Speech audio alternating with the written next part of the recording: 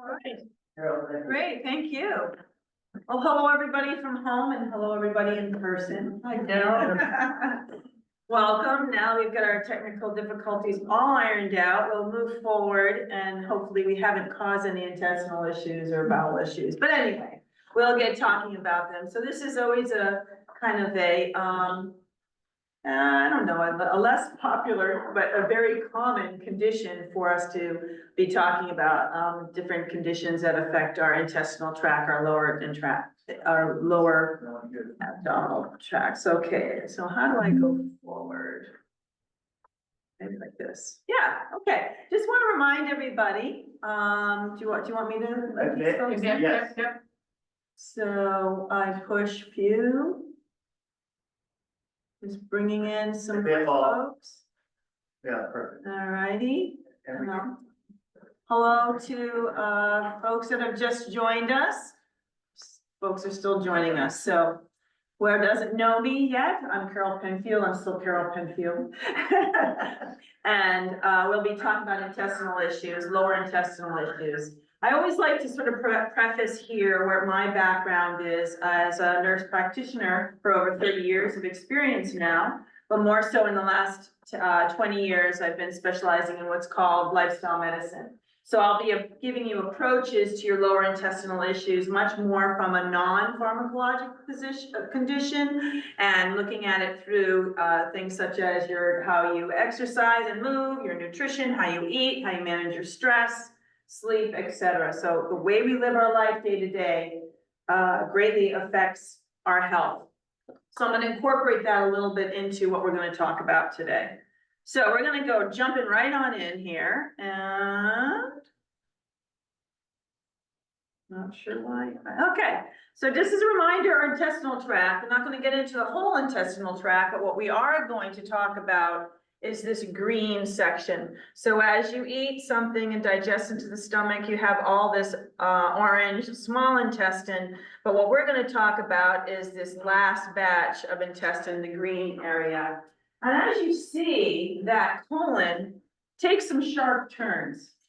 And people don't really think about that too much, but sometimes if you get kind of right upper quadrant pain, left upper quadrant abdominal pain, or lower left groin pain, you can sort of see, well, that is the tract that our lower intestines are taking.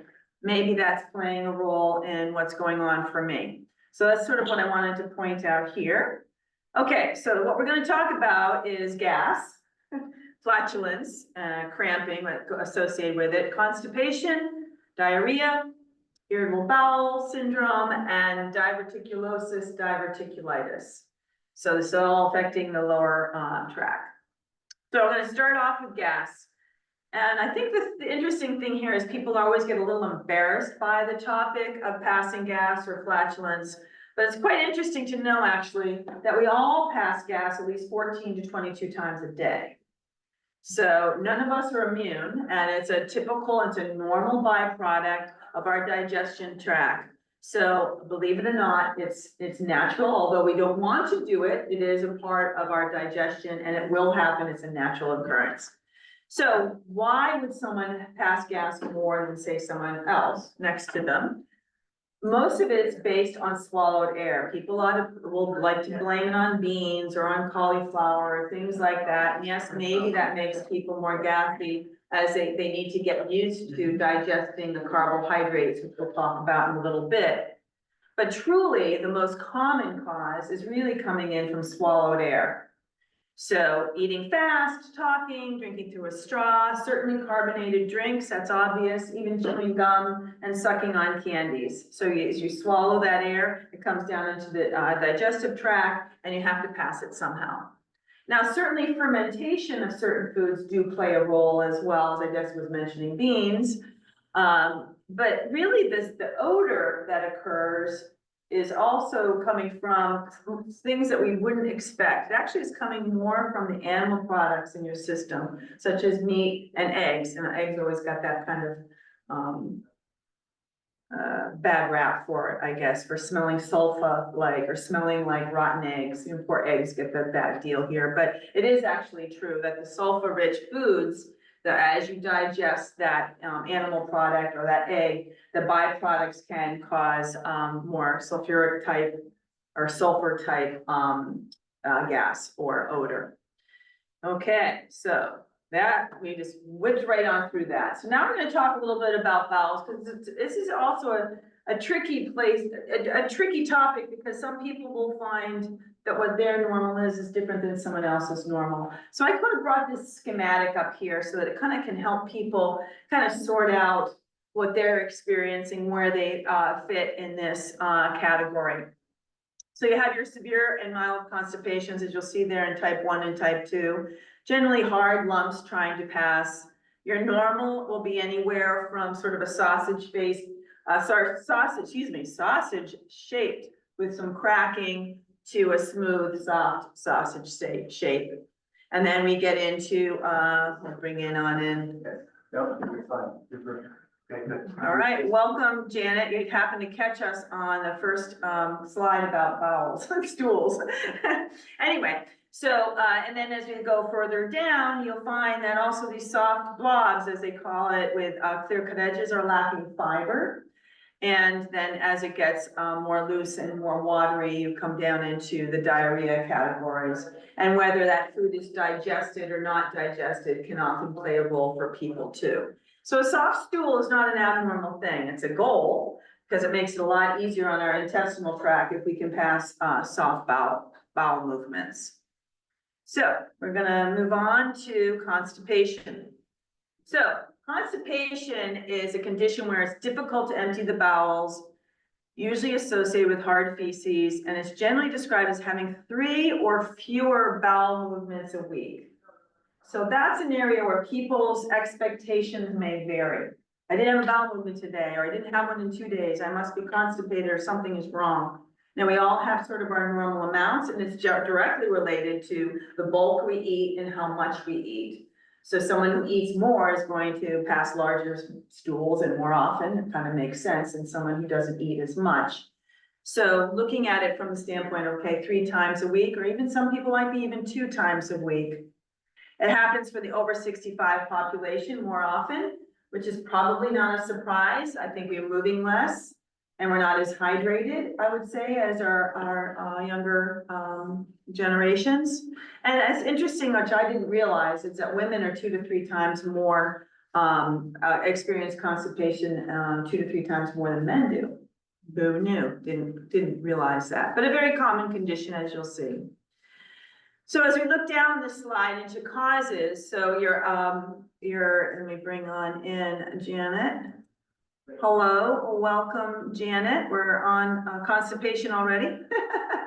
So we have unbalanced gut bacteria, which we will discuss a little bit later also, and that's really looking at the probiotics, the prebiotics, the healthy bacteria in our intestinal tract that really play a role in our efficiency of digesting and moving our bowels. So if there's an unbalance there, some people may have more diarrhea or may be more constipated.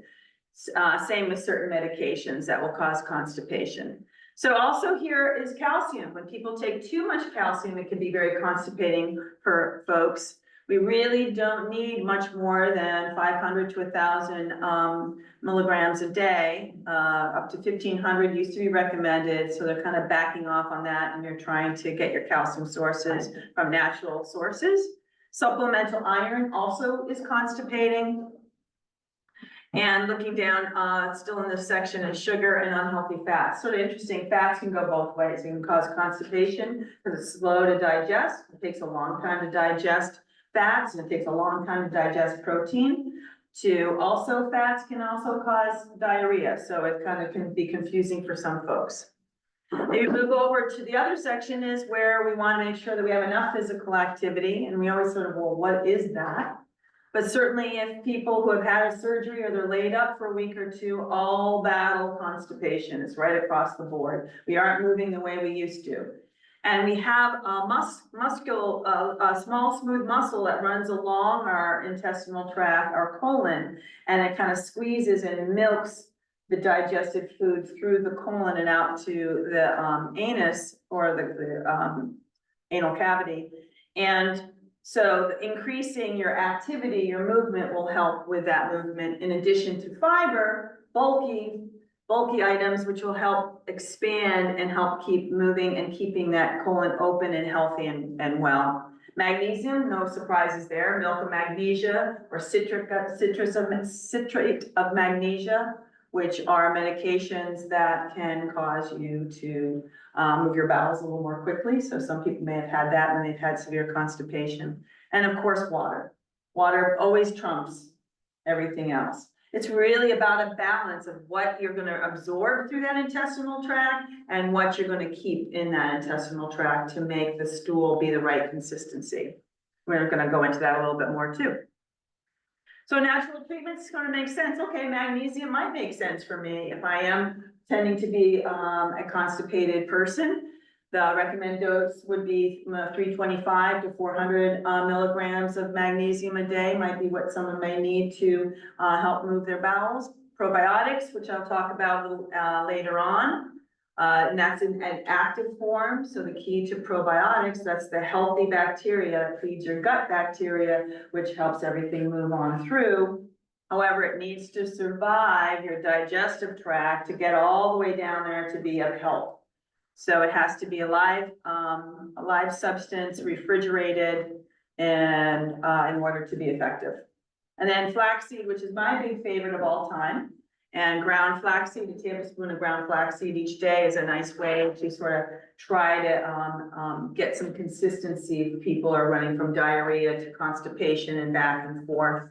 Metamucil and ground flaxseed are two examples of adding bulk, which kind of helps level out the playing field so you don't get to either extreme, if you will. So high fiber foods, we're going to go into that in a little bit, digging into that a little bit deeply. People say, okay, well, I eat lots of fruits and vegetables. Why am I constipated? Well, fruits and vegetables are high in water, and they're high in more of a roughage fiber. But what you're looking for is also your soluble fibers, which will add bulk, like oatmeal or flaxseed or quinoa or things like that, which will, and beans and legumes, which will hold on to that water and move things on through. So lots of liquids. Another trick of the trade, which I have taught for 100 gazillion years, warm liquids, is warm prune juice. I don't know of anything that works better. Really don't. It's high fiber in the prunes and the warmth to help promote circulation. Not sure why the warmth makes a difference, but hey, why not? Can't hurt you. Avoiding processed foods. Alcohol can work both ways, can be constipating, and it can also, if you drink in excess, it can cause diarrhea and fried foods. And so there we are, back down to exercise, of course, the answer to everything. And de-stressing, which also plays a big role with that gut-brain axis, which sort of makes sense. People get stressed out, they might have diarrhea, or they get stressed out, they might be constipated. It can go either direction. All right, so that is constipation in a nutshell. And let's see if I can get this to go forward.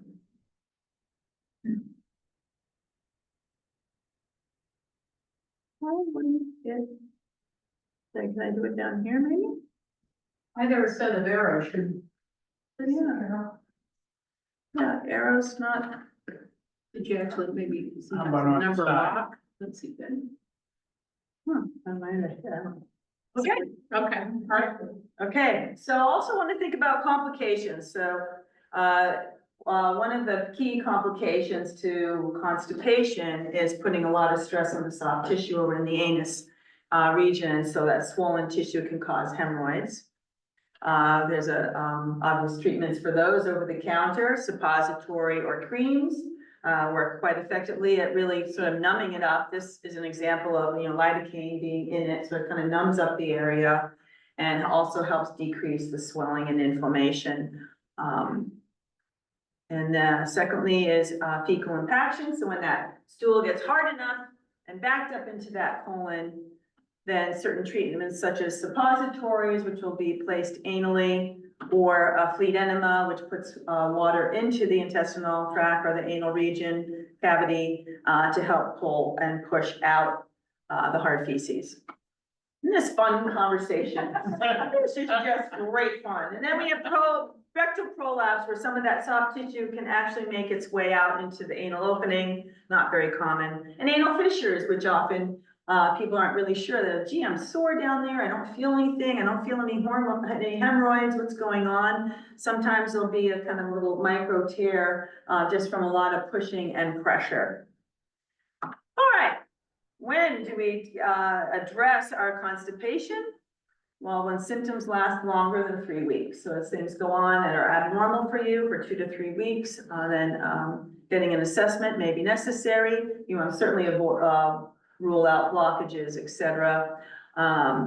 If the symptoms are affecting your daily activity. Any bleeding from the rectum. So that's always a little tricky. What does bleeding really mean? Could it be just a little bit of a scant, frank bright blood on the toilet paper? Could that be the hemorrhoid acting up? Could it be an anal fissure? Could it be more? Or is it dark tarry stools, which is an example of something, an issue further up the intestinal tract? Okay, and changes to the shape and color of the stool. I mean, certainly dietary changes are there. So you have to kind of think about, what did I eat 2 or 3 days ago? Really 2 days ago, typically would be sort of sleuthing out, gee, did I eat something that was really dark? Did I eat a lot of red beets? Did I have this? Did I that? And kind of sort all that out. Certainly abdominal pain is definitely a reason to be seen by a medical provider. And then weight loss without trying. So unexplained weight loss always deserves a workup. All righty, now we're moving on to something even more wonderful. We're going to talk about diarrhea. Okay, now this is kind of a fancy schematic here, but bear with me. We'll kind of go through this, only parts of this. It's mostly, this sort of shows how medical professionals take on a condition. They're going to go down. If it's this, then maybe I got to do that. If it's that, then maybe I need to do this. Anyway, so let's just start at the very top. 2 to 3 loose stools a day for at least 2 hours and up to 14 days. So a day or 2 is probably going to be something you eat. We kind of all understand that, or something you've been exposed to. When it starts lasting longer than that, and again, we need to sort of evaluate things. So looking all the way to the left under infectious. So if there's diarrhea, watery or bloody, as you'll see down there, viruses, bacterial infections, parasites, certain medications and toxins. And if there is blood and pain, looking also at other bacterial causes and other certain parasites, some act different ways. And so that would be going and getting an evaluation of a stool sample, and they'll send that off to the lab and look for these things, especially if you've been traveling out of the country. That's a time to sort of rule out parasites. We move over to ischemic, which is very uncommon, which is where there will be an alteration in the blood supply to the intestine. And then next over is inflammatory. So those are folks that have Crohn's disease or certain types of colitis, ulcerative colitis, and whether it's blooding or versus non-bloody, as you'll see that things get treated a little bit differently. And then of course there's dietary, which always makes everybody throw their hands up trying to figure out. But we're going to try to figure that out a little bit. All righty, so we got our usual suspects here of ways to treat. So first is always really looking at making sure you're not dehydrated. So we lose a lot of water through diarrhea, and we really quite quickly can become quite dehydrated. So Gatorade, Pedialyte, certain drinks that have electrolytes in it. And you don't have to go nuts over it. You could also just have maybe half Gatorade with half water, so that your body can digest that a little bit better. And you know, and if you're just getting water in and everything's going okay and you're urinating okay, then you're probably doing all right. Then introducing, once things settle down, introducing what's called the BRAT diet. Have we heard of the BRAT diet before? So it stands for, it's an acronym, so it stands for bananas, rice, applesauce, and toast. So bland foods, bananas, you know, because there's potassium there and you want to try to get your electrolytes ramped back up again. Rice is nice and easy on the digestive tract. Applesauce actually has, what's that word? gelatin, but that's not the word I'm looking for, but a gelatinous, component to it. Why am I blanking on it? Pardon? Pectin, thank you, pectin, wonderful, yay! Pectin, and that's, does help, the digestive tract, quiet down a little bit, and toast, of course, easy to digest. So then we have over-the-counter medications such as your Imodiums, and that's slowing down the food digestion. So it sort of slows down that intestinal tract so things don't go whipping on through before you have time to reabsorb your fluids and your liquids. And also the same with your kaopectates and Pepto-Bismol, which helps balance out that fluid depletion that can occur through the digestive tract. But also remember that your kaopectates and all your Pepto-Bismols also have aspirin components in it. So people who are on blood thinners, you want to be a little careful there. It also can sometimes cause dark discoloration to the tongue and the bowels themselves. Alrighty, so how do we help avoid getting diarrhea? Spicy foods can stir it up for some people. There we are again with our fried fatty foods, which aren't doing us any good anyway, so. Dairy products. Now here is an area that gets kind of tricky for some folks. Often people will become a lot more lactose intolerant when they're actively having diarrhea issues. It's a place I'll start first. Just stop your dairy, let your intestinal tract quiet down. It's trying to digest the sugars in your milk products. Let's just take that away, and maybe you can add probiotics in if you wish, but let's let the intestinal tract settle down. Citrus fruits, well, citrus fruits are very high in vitamin C. And so vitamin C is also a trick I used to use a lot when I worked in nursing homes, actually, as a nurse practitioner, where high vitamin C actually can lead towards loosening of the stools. And it's a nice, easy, simple way to manage constipation for folks you don't want to keep giving medications to. So, so often also when people have a cold or something, they'll tend to supplement with vitamin C. And I'll tell them you can take as much vitamin C as you want until your bowels start to get too loose. And then you know you can't handle too much more of it because it's excreting. So that's a little trick about citrus fruits. Sugary foods also can play a role, and artificial sweeteners can as well. Coffee and caffeinated drinks, also that will also affect the motility of your intestinal walls, and that's sending things through a lot quicker, causing diarrhea. And then certain vegetables, which people have difficulty digesting, tends to be your beans, your cabbages, your Brussels sprouts. Doesn't mean you can't eat them, unless you really want that as an excuse. But quieting it down while you're actively trying to manage your diarrhea might be helpful. All right. And then we ought to check out the reasons we have to be careful and maybe see a medical provider is if it doesn't stop, that diarrhea doesn't stop after a few days and you become dehydrated. So again, back to dehydration, which is the biggie. And a lot of people say, well, how do I know? I'm not thirsty. I'm never really thirsty. If you manage your hydration by looking at the color of your urine. So first is if you're not urinating, that's big trouble. Then you look at your urine and say, okay, is it yellow, dark yellow, or is it straw colored? If it's straw colored and I'm still urinating pretty regularly, then I'm likely not dehydrated. That's a great way that you can kind of gauge on your own. Certainly if you have terrible abdominal pain or rectal pain, you should be seen. Blood or dark tarry stools, which we talked about already. Same for diarrhea as it is for constipation, and a fever. Here's also a key too, because fever often makes us start looking at other things such as diverticulitis, inflammatory bowel conditions. So it's always good to check your temperature. I wouldn't even go to 101. I would say 100 even. Some people don't really spike a temp that much. And actually, as we age, we don't always spike a temp the way we would when we were younger. You know how kids have 104 temperatures, but you don't really see that in an 85-year-old. So I would be more inclined to address it even if it were less than 101. All right, moving on to irritable bowel. Everybody still with me? I put this schematic back up here, this picture of the intestinal tract. So again, we've got, this is small intestines, and then we've got your little appendix here. Now the bowel's gotta go up here, and then it's gotta go across, and then it's gotta come down and finally make its way out. So it's got a lot of work to do. It's working up against gravity. You're relying on the intestinal tract, those soft, the smooth muscles to be moving it through for you.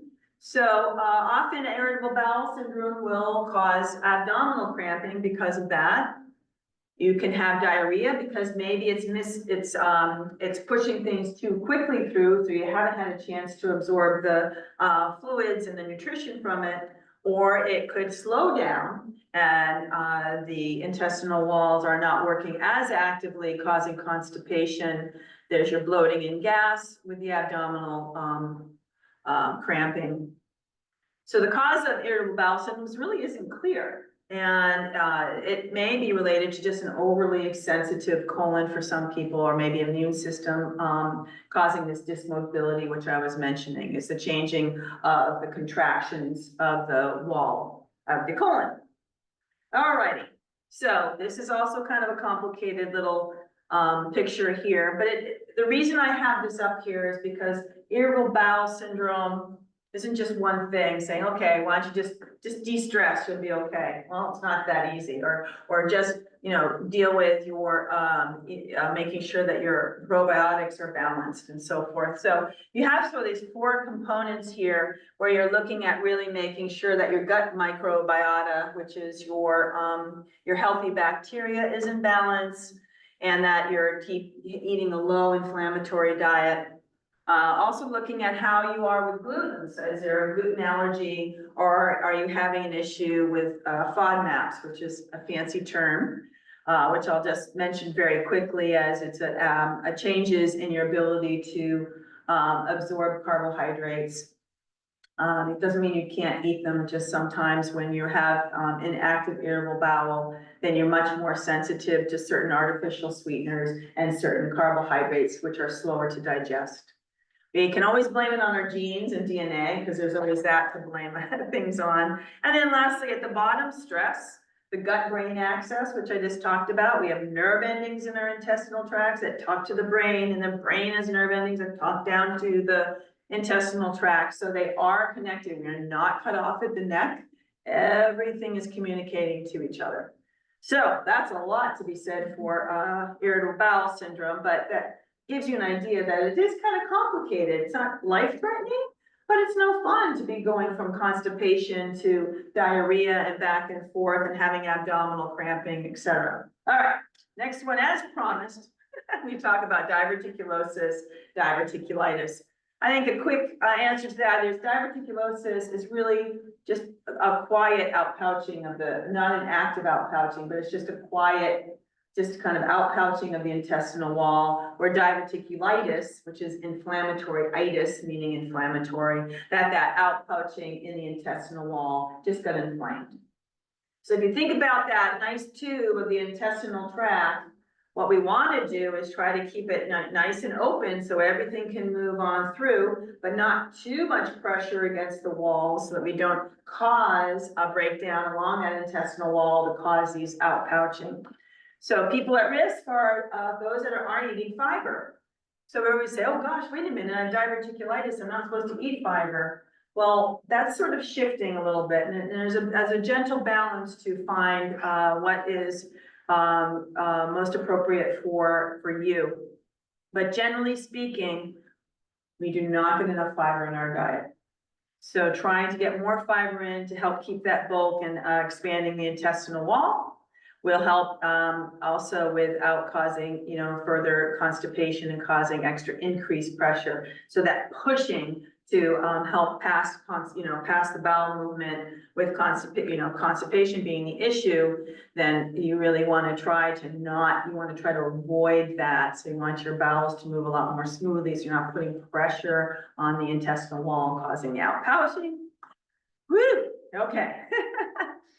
So treatment for active diverticulitis, you want to quiet down the intestinal tract. It's about drinking clear liquids and calming everything down. And if there's a fever and it's been diagnosed, then antibiotic treatment may be what's needed. And then lastly, prevention is we're back to fiber. So diverticulitis was not as common 100 years ago as it is now. And our diet 100 years ago certainly had a lot more fiber in it, a lot less processed foods than we have now. So this is really an example of the times. We really have to go out there and search out for our fiber. It's not a very exciting thing to talk about, but it plays such a huge role in your health. Okay, so I want to touch on a couple more things because probiotics always come up when we're talking about intestinal issues. We talked about the fiber already. So just as one more comment about that healthy bacteria in our gut, where we want to make sure that we're creating those short chain fatty acids. So when the body says, I don't get enough fiber, I need enough fiber to make these short chain fatty acids. If I do, then we have enough butyrate and the body says, okay, everything's good down there. Excellent. If you don't get enough fiber, you're not making enough fatty acids in that butyrate. The body says, wait a minute, something's wrong. I need to inflame. So fiber plays a big role in decreasing inflammation.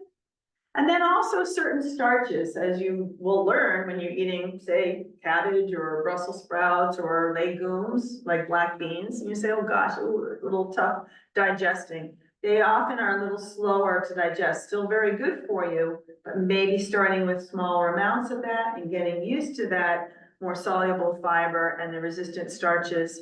They get digested later on down in the intestinal tract.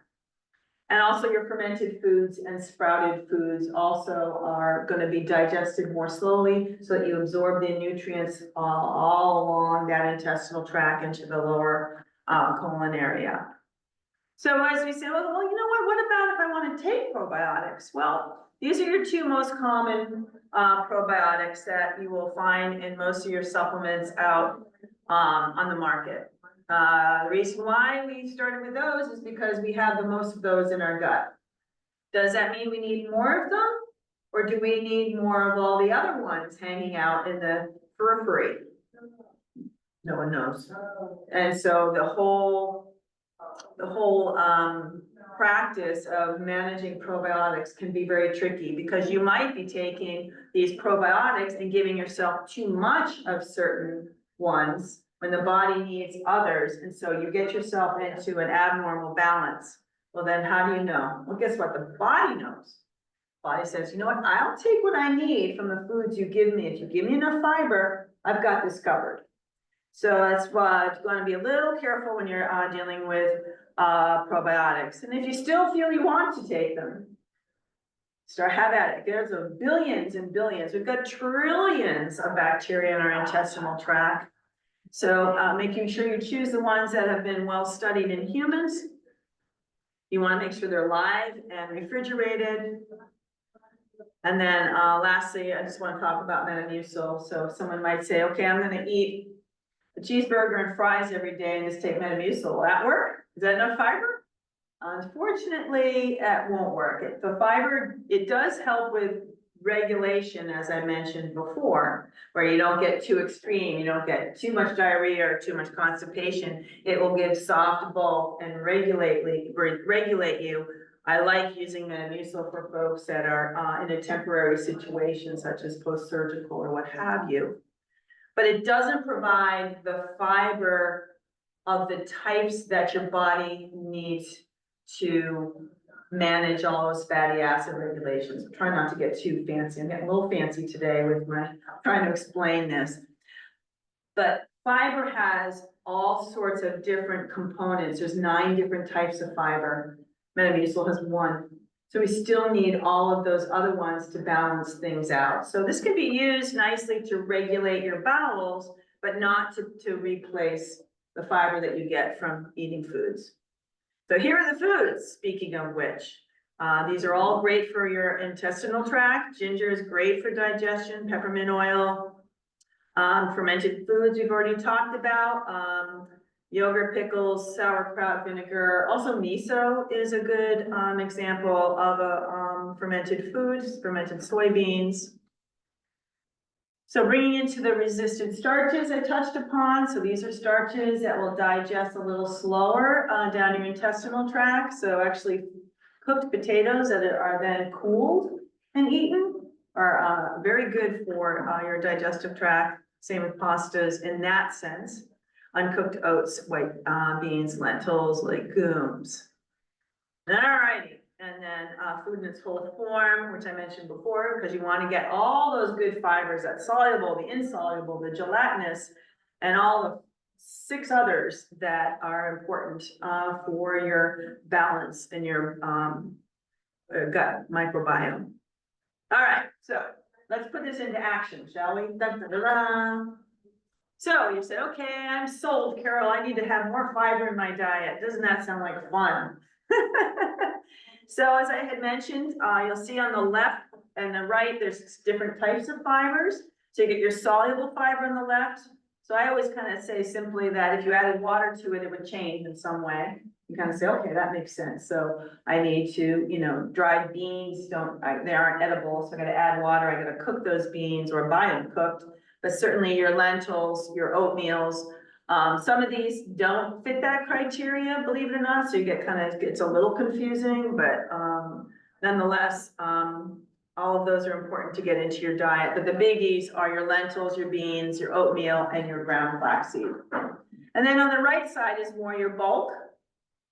And that's also where you get your vegetables and other types of whole grains. All right, everybody all set with that? And then this is a little take-home practice for you. So you say, okay, I gotta go look and see how much fiber is in the foods that I have in my labels. So as you can see here, there's not really any labels in these fibrous foods. So whatever you're eating that doesn't have a label, you're doing it right. So that's an easy rule of thumb. There's probably fiber in this because there is no label. Usually our processed foods have labels, makes sense. So on the right-hand side, you say, okay, how am I gonna know if what I have bought today, this cracker, this bread, this whatever, has good fiber in it? So you have the rule of 5 to 1. So you're gonna look at the back and say, okay, let's see, let's find carbohydrate. So you have total carbohydrates, 15 grams per serving. Everybody see that over all the way into the right side of the column. And then you have your fiber below it is 3 grams. So for all you math whizzes out there, there's a 5 to 1 ratio right there, right? Carbohydrates 15, fiber 3. So that meets the 5 to 1 rule. That means this is a high fiber food. Anybody want to take a guess on what the food is? The bread. My favorite bread, Ezekiel. Because bread usually isn't that high in fiber, I hate to break the news, but Ezekiel bread makes it. It takes sprouted grains. Remember we talked about how sprouted is much better digestion for us. We get a lot of nutrients from it, and it's higher fiber and less processed.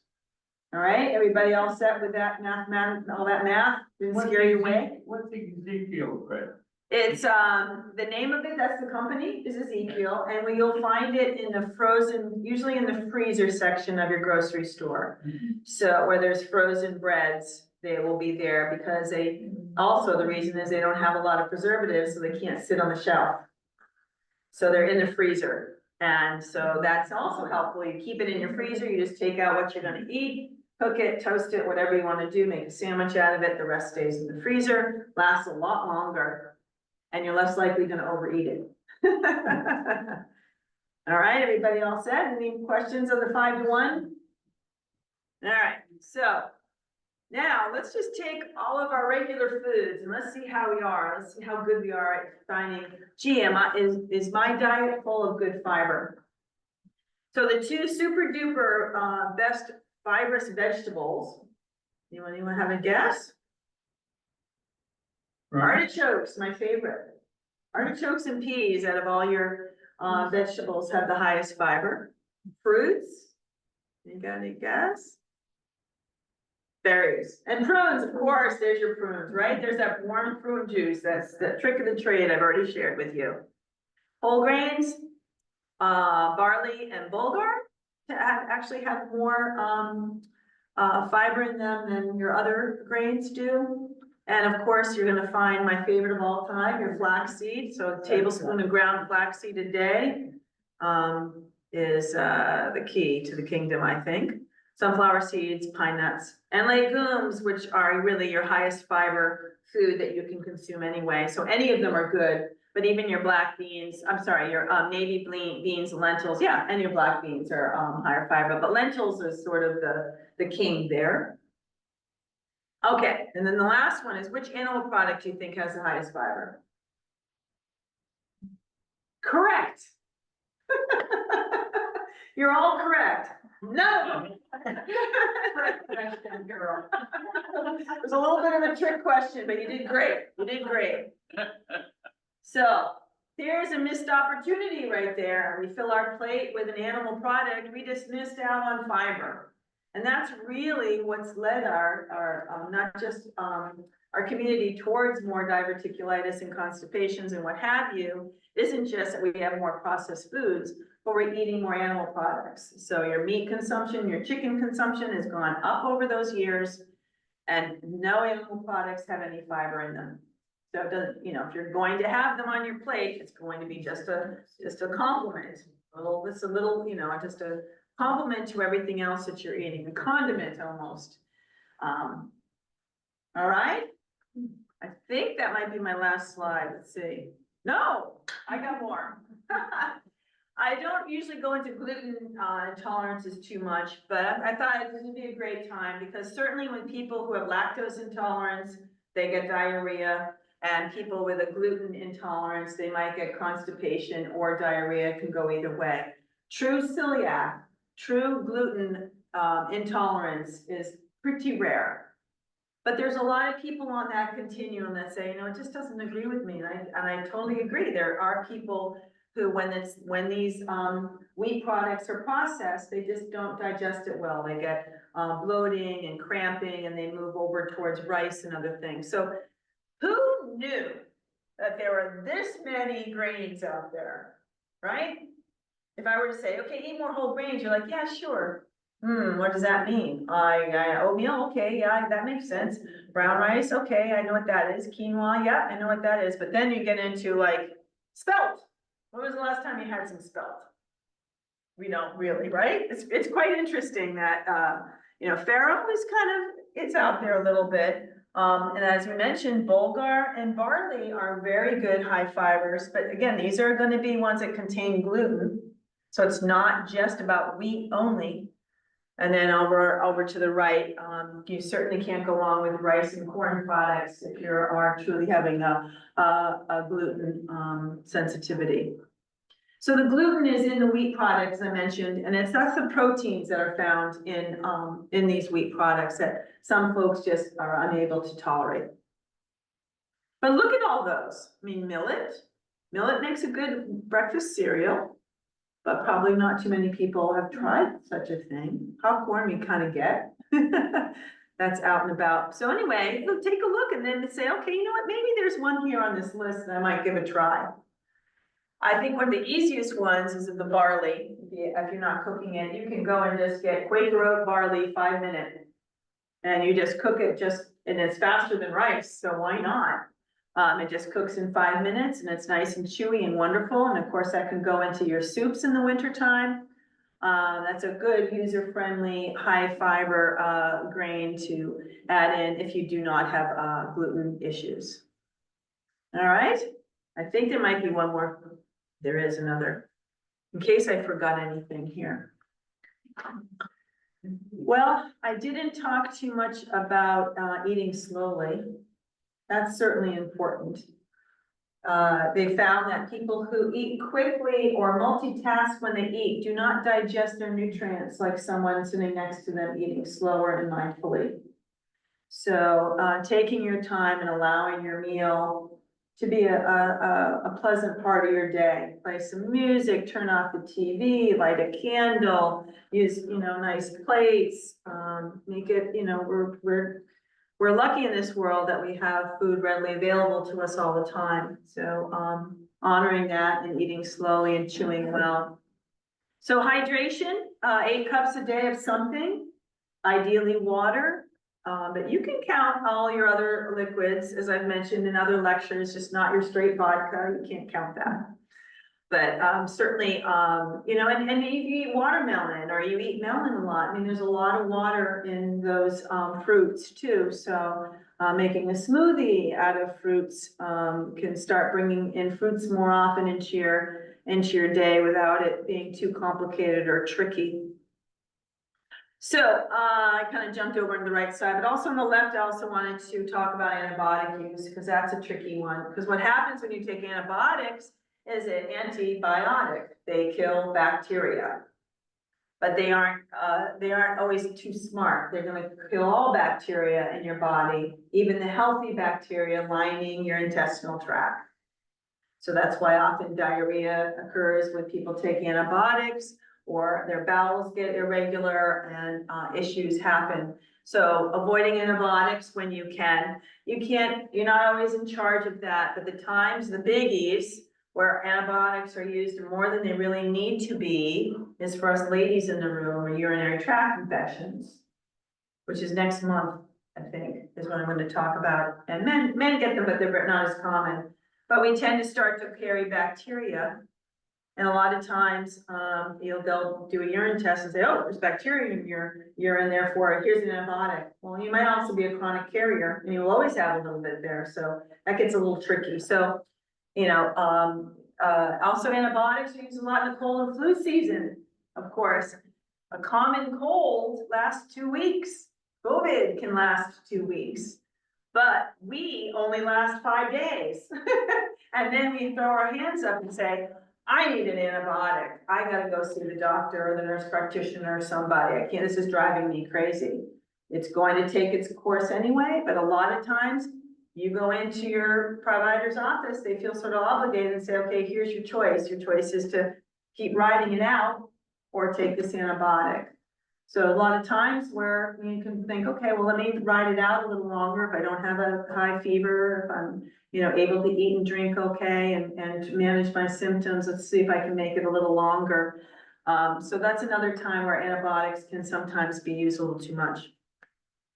And I think I talked about just about everything else on here, except our sleep is always important and improved circulation through exercise and activity.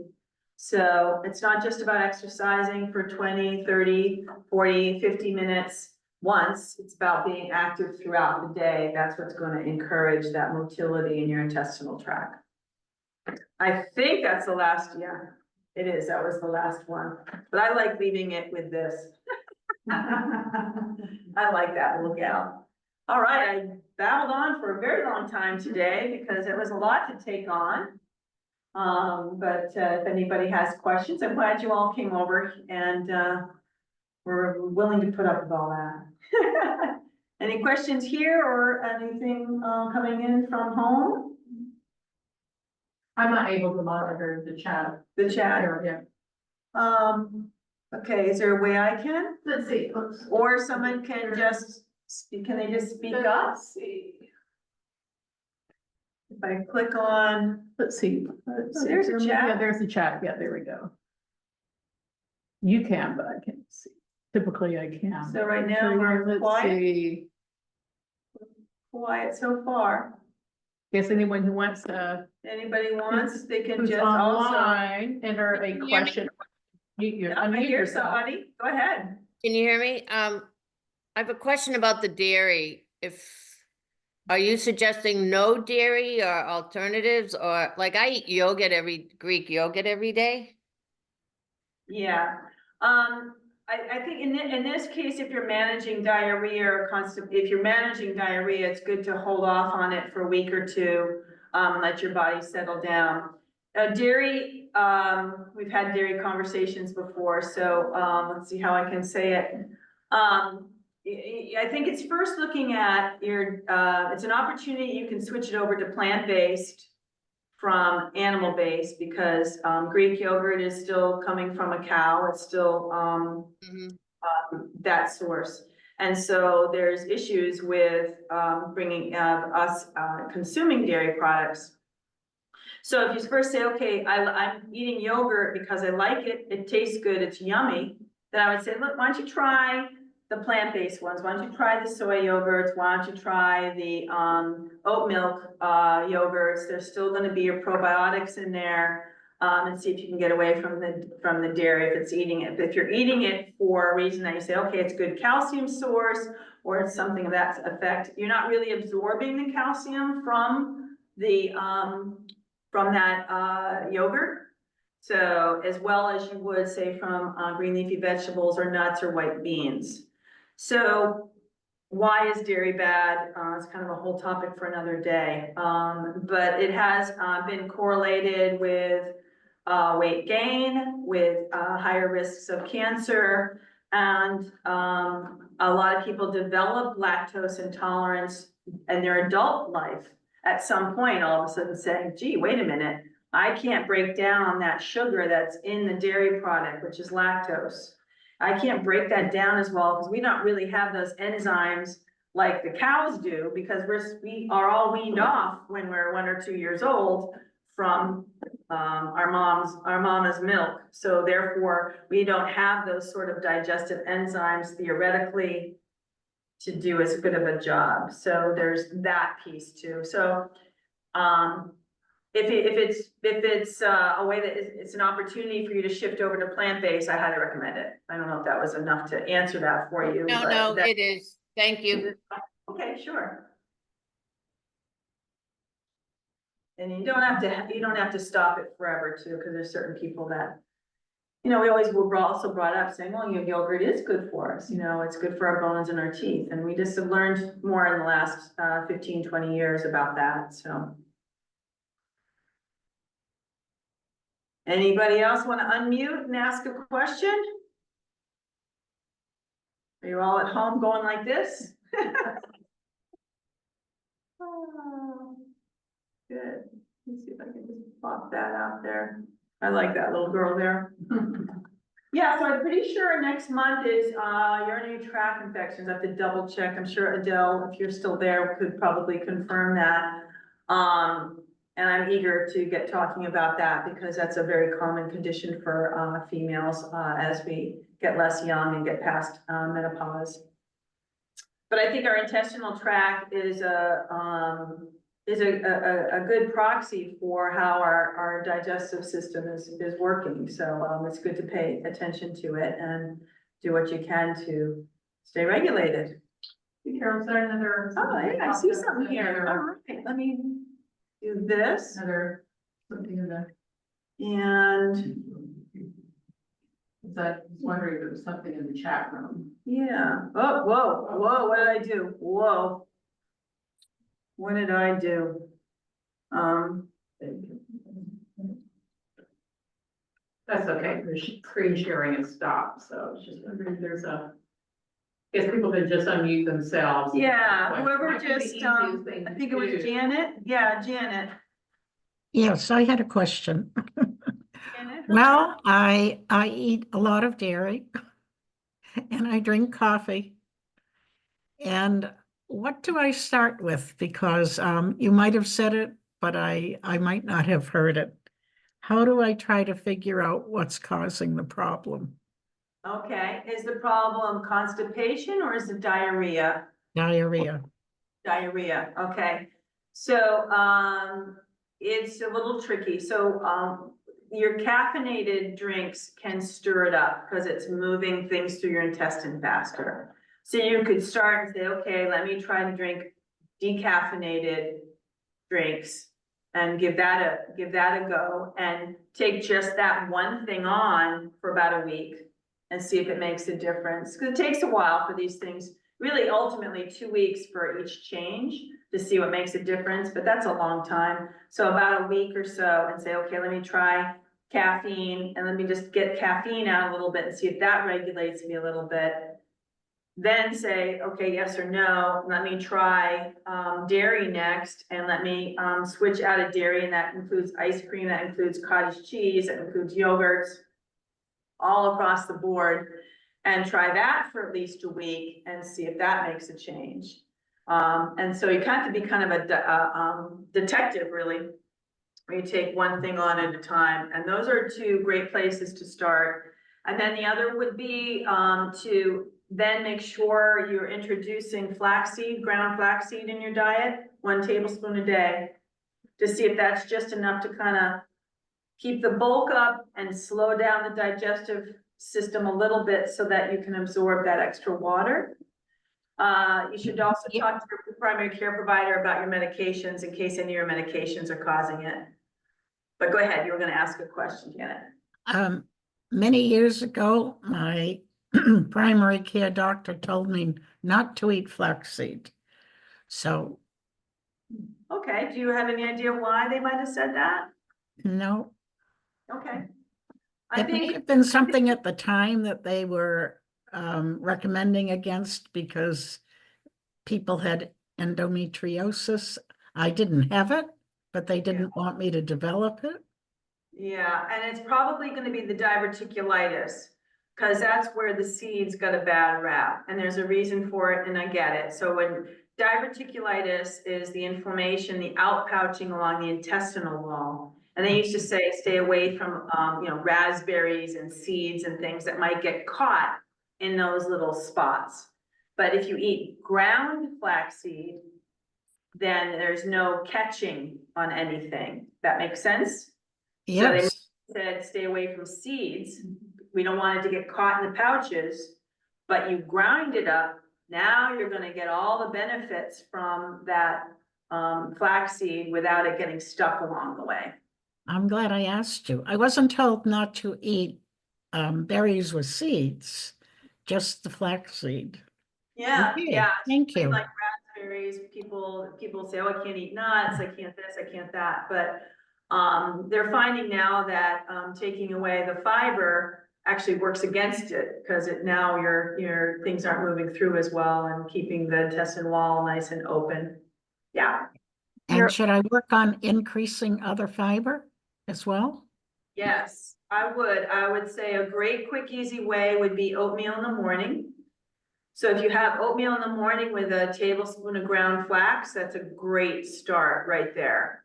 And I think the morning is a missed opportunity for a lot of people to have the fiber, get their fiber in for the day. If you're eating eggs or, white bread, then there's no fiber there. White pancakes, there won't be any fiber there, but oatmeal or some of your whole grain cereals are giving you good fiber.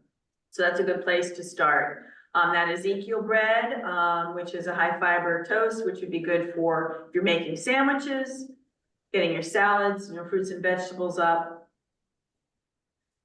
How are bran flakes? Bran flakes are great. Okay. Yep, yep, bran flakes are great. Thank you so much. You're welcome. Carol, following up on ground flaxseed, is that something you can get at a grocery store, or do you have to go to a health food Yes. store? No, you can go to the grocery store. If you go into like the hot cereal section, Bob's Red Mill, they're the most cost. Oh, yeah. They make ground flaxseed, and I just buy it in a big bag like that. It's nice and simple and easy. Yeah, grocery stores have it. Okay. Yeah, thank you.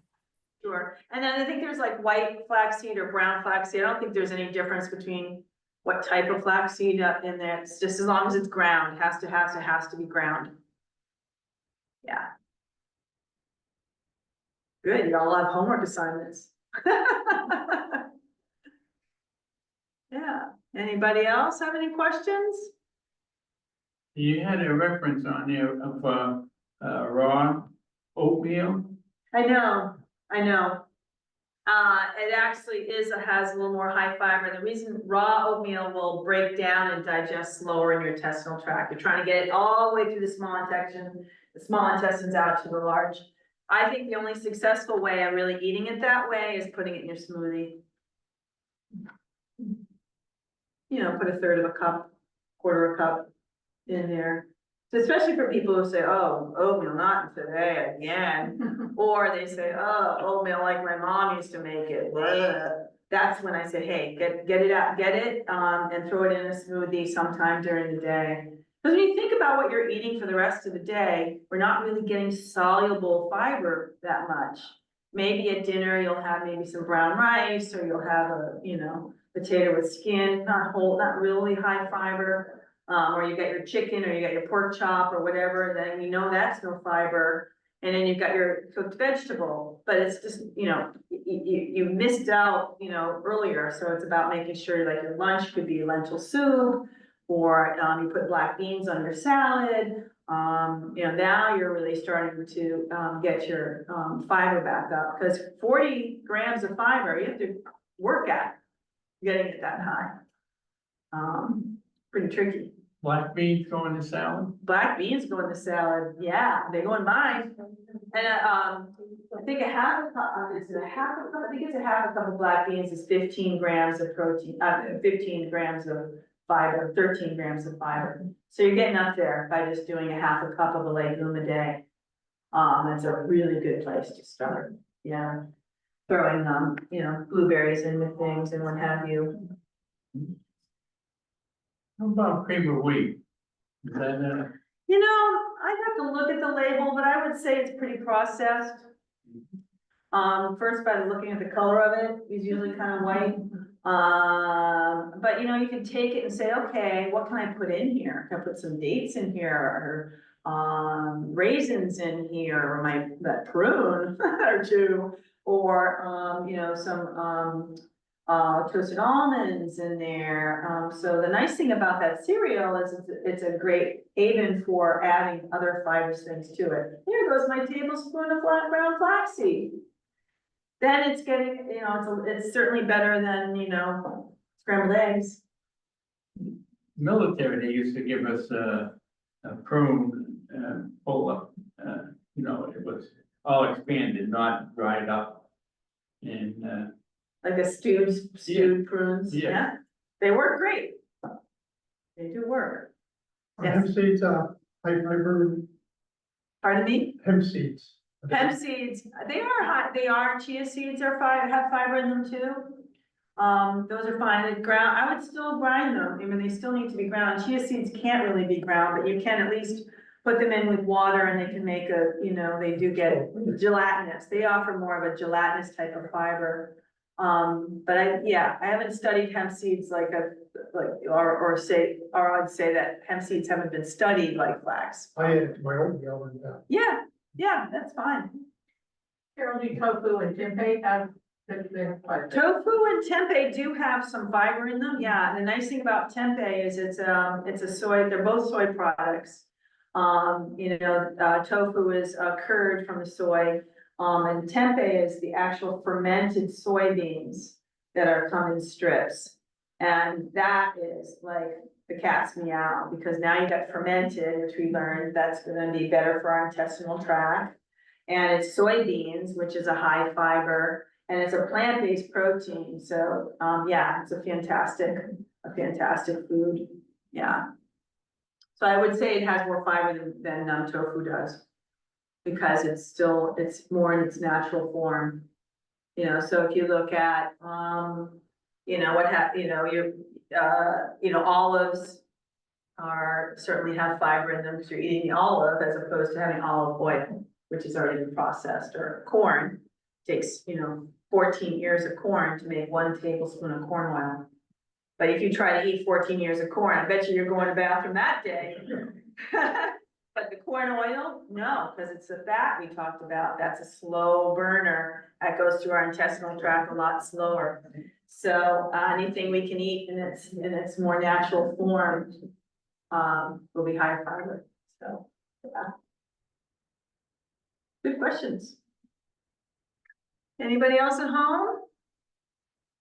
Everybody's all ready, we're working on their shopping lists, I guess. Yeah, thank you very much, Carol. Thank you. My pleasure, glad you all made it. Enjoy the rest of this wonderful day, go for the walk to get your exercise in too. That'll be Thank you, good. Carol. All right, you're welcome, bye Jan. And let's see, do I do anything here? You could just end the meeting for all, what's the reckon? All right, wherever that might be, here, There you Scott? go. Is that it? Yep. And for all,